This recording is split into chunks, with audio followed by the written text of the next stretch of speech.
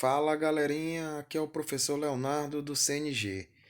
Galerinha, tô com muita saudade de vocês.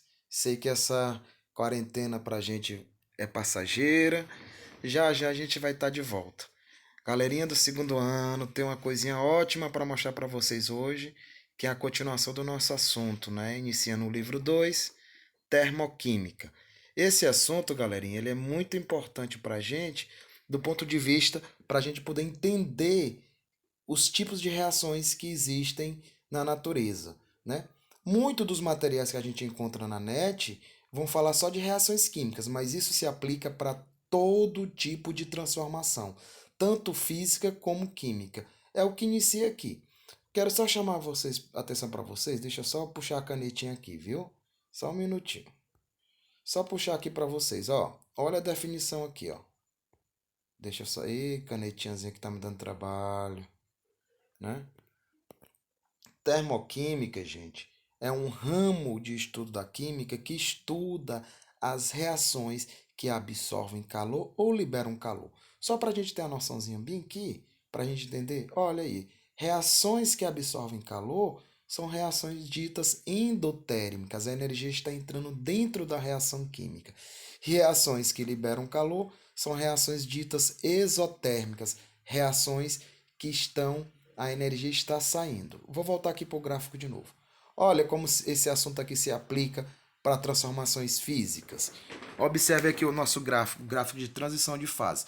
Só lembrando, né, gente, são 5 estados físicos da matéria, né? Aí tem o sólido, o líquido e o gás, mas existe ainda o zero absoluto e o plasma, né? Esses dois estados, eles não são tão comuns aqui na Terra, são mais interestelares, mas a gente pode produzir eles artificialmente em laboratórios e alguns equipamentos. Vamos só observar aqui uma coisa, olha a transição chamada sublimação, que vai direto do sólido para o gás. É um processo onde as substâncias sólidas elas têm que absorver calor. Então, se está absorvendo calor, é um processo dito endotérmico.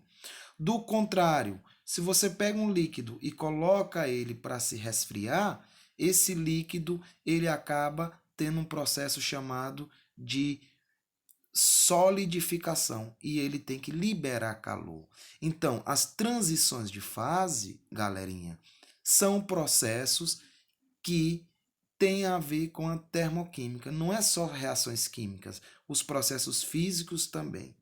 Vamos só reforçar o conceito aqui. Olha as classificações de acordo com a termoquímica. São reações do tipo exotérmicas, onde você tem um processo que libera energia, e reações do tipo endotérmica, que são reações que absorvem energia.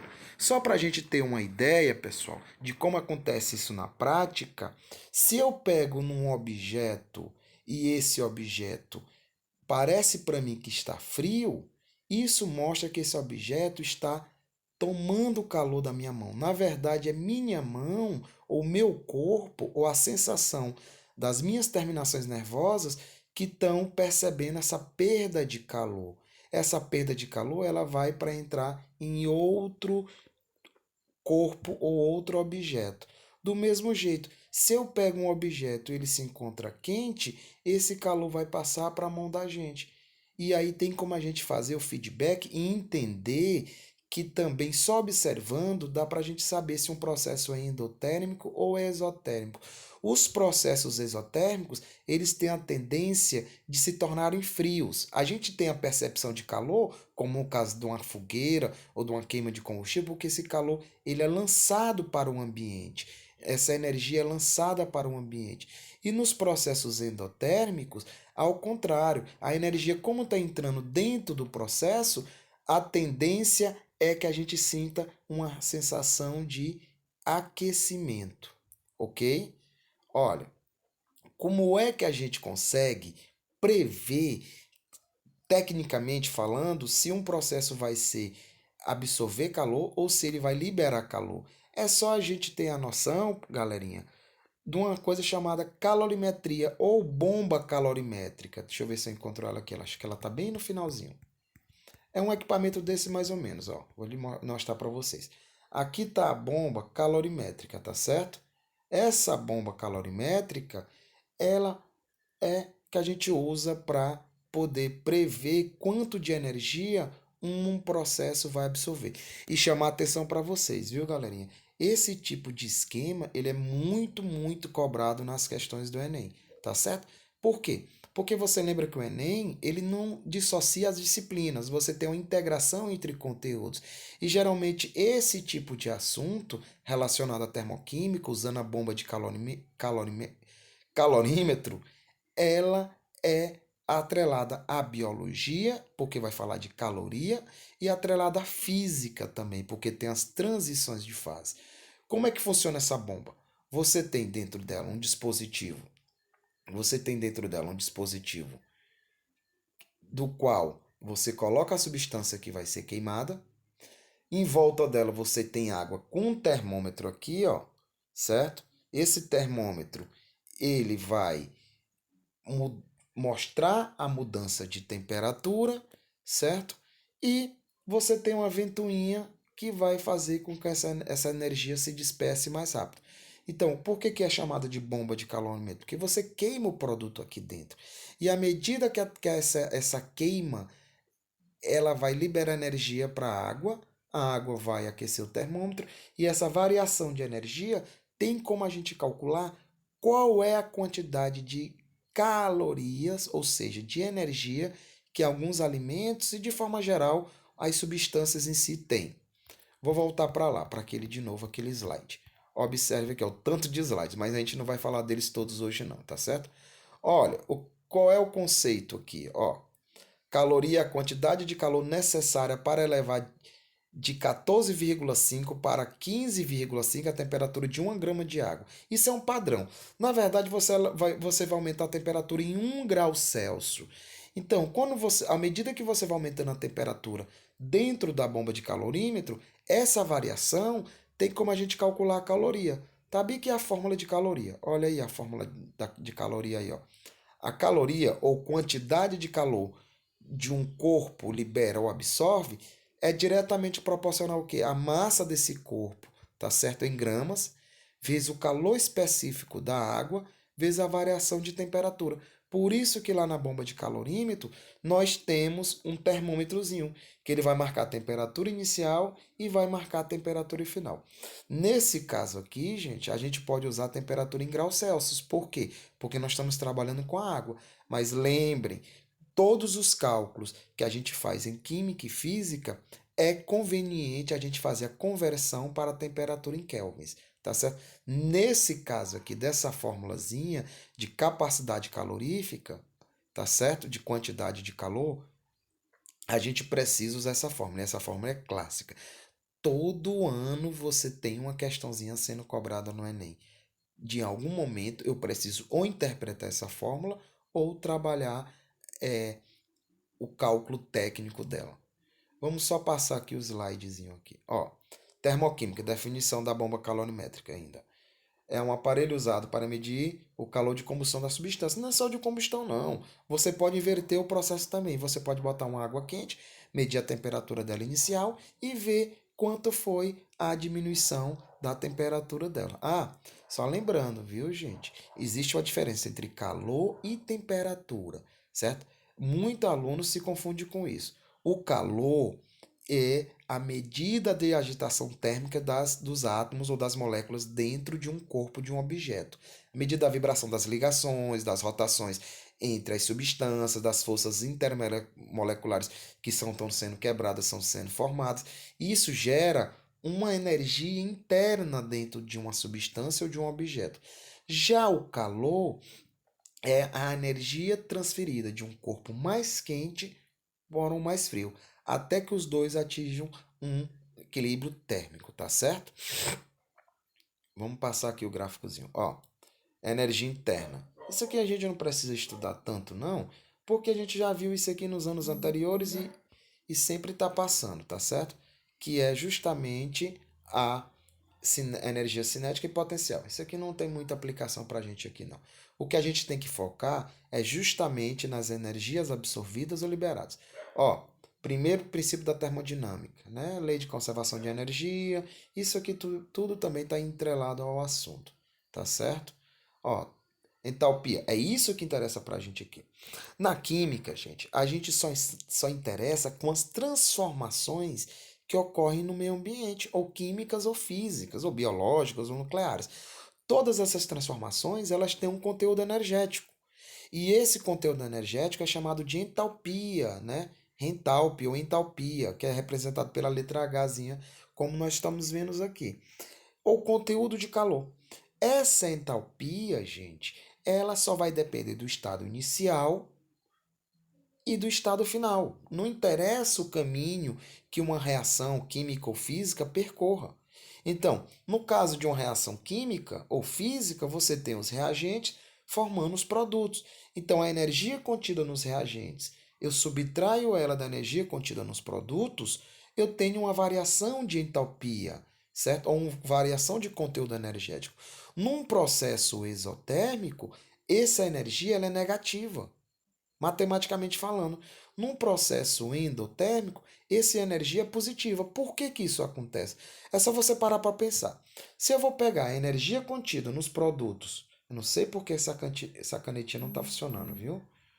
Não estou entendendo aqui. Deixa eu ver se eu consigo ajeitar ela aqui, viu? Tá certo? Ó, já entrou aqui um aplicativozinho que eu baixei para ver se eu consigo riscar aqui o material. Mas agora eu estava conseguindo e agora eu não estou mais. Ah, mas já descobri o que é. Não ativei o olhozinho. Então, gente, esse conteúdo de energia tá aqui, ó. Deixa eu só diminuir, botar uma coisinha aqui mais chamativa, vou botar um vermelho aqui, tá certo? Apagar isso aqui e vou ver se eu consigo diminuir o tamanho dessa listrazinha aqui. Pronto. Vamos ver se vai dar certo agora. Então vamos observar aqui, ó. Olha a variação de entalpia aqui do processo, certo? Tanto o endotérmico como o exotérmico, tá aqui os dois, tá ok? Observe como é que a gente calcula matematicamente, ó. É o conteúdo contido nos produtos menos o conteúdo contido nos reagentes. Essa diferença matemática vai me dar um valor, tanto nos processos endo como nos processos exo. E esse valor ele pode ser positivo ou negativo. Então, se eu estiver olhando uma reação química e no final da grafia dessa reação tiver um valorzinho lá de energia com um valor negativo, indica que o processo é exotérmico, ou seja, aquele valor negativo está dizendo que aquela energia está saindo, tá certo? Se o processo tiver escrito com um valor positivo, quer dizer que aquela reação química ela é um processo endotérmico. Ah, só lembrando, viu? As unidades mais comuns de energia é caloria, ou quilocaloria, e o joule, tá certo? Geralmente, joule a gente usa mais na física, caloria a gente usa mais na química e na biologia por razões simplesmente de conteúdo de questões que trabalham mais a questão de alimentos e é uma coisa mais prática de se trabalhar. A gente vai ver aqui na frente as conversões. Acho que já até já passamos. Deixa eu só tirar o olho aqui e voltar. Observem aqui, ó. Olha, outra coisa, gente. Vocês podem dar pausa no vídeo e ir olhando os slides com calma, que o que interessa pra gente é a praxe, é a prática. Então, quando tiver nas questões, que a gente vai respondendo elas, a gente vai voltar para esses conteúdos, tá ok? Então, vamos observar bem aqui só as unidades de medida. Pronto, tá bem aqui, ó. Vou botar o olhinho de novo. Vou apagar aqui esse birimbelo que eu fiz, ou coisinha feia, né? Vou apagar aqui. Pronto. Observem aqui, gente. Olha aqui essas unidades, ó. Um quilocaloria equivale a 1.000 calorias. Uma caloria, se for fazer a conversão, vai valer 4,18 joules. Esse erg aqui não interessa tanto para a gente, não. Eu, particularmente, nunca vi questões do Enem voltado para a gente, não. Tá certo? Então, a gente tem que estar ligado justamente nesse segundo quadrinho aqui, ó. Tá certo? Uma caloria equivale a 4,18 joules. Ou 1 kJ equivale a 1.000 joules. São essas duas unidades que a gente precisa estar em consonância. Vou apagar aqui para a gente dar prosseguimento ao slide, tá certo? Para não ter problemazinho aqui. Apaguei, fechei o olhinho, continuando. Esse aplicativozinho aqui é ótimo de riscar a tela, viu, gente? Facilita muito o entendimento. tá certo? Voltando aqui para cá, para o nosso gráficozinho aqui, ó. Pronto, tá aqui. Olha, observe uma coisa. Isso aqui também, gente, a gente, quando está estudando estudo dos gases, a gente precisa ter essa noção aqui. Muitas vezes, questões lá de física, né? E depois vocês podem perguntar ao Josiel, que ele pode mostrar para vocês isso aí. Muitas questões lá de física, no Enem, você precisa usar essas situaçõezinhas aqui, ó. Tá certo? O que são essas situações? É o seguinte. Toda vez, gente, que eu tenho uma reação química, é muito, muito, muito comum eu ter a formação de gases, olha. E o que que acontece com um gás? Um gás, ele vai bater nas paredes de um recipiente ou de um equipamento e vai provocar uma pressão. Essa pressão eu posso usar para me calcular um trabalho de expansão ou de contração de um sistema. É só lembrar da equação de Clapeyron, que está bem aqui, ó. PV-nRT. Eu não vou falar aquele esquemazinho que eu gosto de falar para vocês, né? Né? Não vou falar porque a gente está aqui num vídeo educativo e a gente deixa essas brincadeirazinhas para a sala de aula, tá certo? Então, pressão vezes volume é igual ao número de mols ou quantidade de matéria, vezes a constante geral dos gases, né? Vezes a temperatura em kelvins, ó. Lembre, cálculos de gases ou cálculos químicos que envolvam temperatura tem que ser em kelvins. A não ser lá naquela formulazinha de calorimetria, de calcular a quantidade de calor de um sistema, a gente pode usar mesmo em graus Celsius, porque está trabalhando lá com variação, com diferença, não tem problema nenhum. Tá ok? Então, tá bem aqui, ó. A equação. O que é que acontece com a reação química ou física, que isso também se aplica, quando você tem um processo que vai gerar um gás? Esse gás ele pode ter um conteúdo energético muito grande, certo? Ele absorveu energia lá no início, então processo endotérmico. Como esse processo pode liberar energia muito grande? No caso aqui eu tenho uma combustão. Eu tenho um carvão, né, carbono sólido, reagindo com oxigênio, liberando gás carbônico. E esse gás carbônico ele vai sofrer uma expansão. E essa expansão, se ela estiver dentro de um equipamento, de um sistema, de um motor, ela pode gerar trabalho. E o trabalho é calculado como? Pressão vezes variação de volume. Você calcula o volume inicial menos o volume final. Observem bem aqui nesse esquema. Eu tenho 2C, então eu posso dizer que eu tenho 2 volumes de carbono com 1 volume de oxigênio. E então eu vou ter 2 volumes de gás. Então essa variação vai me dar uma variação de 1 volume.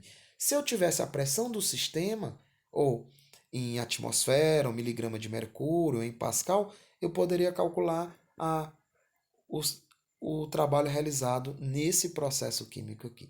Mas isso aqui, para a gente, em termos de química, não tem muita aplicação agora, não. O que interessa para a gente em química mesmo, pessoal, é eu entender se um processo está absorvendo ou liberando calor. Como é que eu faço isso? Calculando o ΔH. Tá aqui, ó. Calculo o ΔH. Se esse ΔH me der um valor negativo, eu tenho uma reação do tipo exotérmica. Se esse ΔH der um valor positivo, eu tenho uma reação do tipo endotérmica, tá ok? Então vamos só lembrar como é que eu calculo esse ΔH de forma geral, porque tem as exceções que a gente vai ver nas outras aulas, né? Tem as exceções. Então eu pego a energia contida nos produtos, ou seja, o sistema final, menos a energia contida nos reagentes. Isso vai me dar um valor matemático, que pode ser positivo ou negativo. E facilmente a gente identifica. Fora isso, eu posso usar aquele gráficozinho lá do começo, o primeiro gráfico, que mostra as transições de fases, para poder eu saber se o processo está absorvendo ou liberando calor. Do sólido para o líquido, do líquido para o vapor, você tem que absorver calor para essas transições ocorrerem. Do vapor para o líquido, do líquido para o sólido, eu preciso liberar calor, o sistema precisa perder calor para ocorrer. Então, pegar um gelo, transformar em água líquida, pegar uma água líquida e ferver, é um processo do tipo endotérmico. Se liguem nisso, gente. 80% das questões do Enem, quando vem esse assuntozinho de interpretação, vem com as transições de fase. Você pegar um vapor, pegar esse vapor, resfriar ele, para ele virar líquido, pegar esse líquido, condensar ele, para depois ele se solidificar, virando um gelo, você tem um processo que libera calor. Então, é um processo do tipo exotérmico. Olha uma situaçãozinha que eu vejo muito, muito, muito nas questões do Enem. falando sobre os problemas ambientais. Em 2015 caiu uma questãozinha, pessoal, sobre os icebergs, né? Tinha um texto muito grande e aí falava lá do desprendimento de uma geleira do tamanho do estado de São Paulo que estava navegando pelo Ártico. E aí perguntava quais eram as transições que esse gelo ia sofrendo ao longo do deslocamento até chegar no Atlântico. E aí era muito fácil. Você pega o gelo, ele vai derreter, virar água líquida, a água líquida vai virar vapor. Fusão e vaporização. No caso é evaporação porque é um processo lento, não é? E aí a gente aplica, é um processo do tipo endotérmico, absorve calor. Vamos continuar. Ah, desligar aqui o olhozinho. Continuar aqui nosso processo aqui. Olha, fatores que influenciam as energias de uma reação química. Isso aqui pra gente não interessa muito agora não, viu, gente? São os fatores que alteram a energia de um processo químico, né? É a adição, a retirada de um reagente, aumento da pressão de um sistema, certa quantidade de reagentes e produtos. Isso aí tudo vai influenciar. Para hoje, eu quero só que vocês entendam o seguinte, que a gente precisa saber se uma reação absorve ou libera calor e se essa reação ela tem uma energia positiva ou negativa. Além do mais, a gente precisa saber utilizar essa fórmula, certo? No próximo vídeo que eu vou clicar, que eu vou deixar aqui para vocês na descriçãozinha, é simplesmente para a gente fazer algumas questões, tá ok, jovens? Então, um abraço, tô com saudade de vocês e fique com Deus, ok? Tchau, tchau. Deixa eu ver se eu consigo desligar aqui esse videozinho. Cadê, gente? Tá aqui, pronto.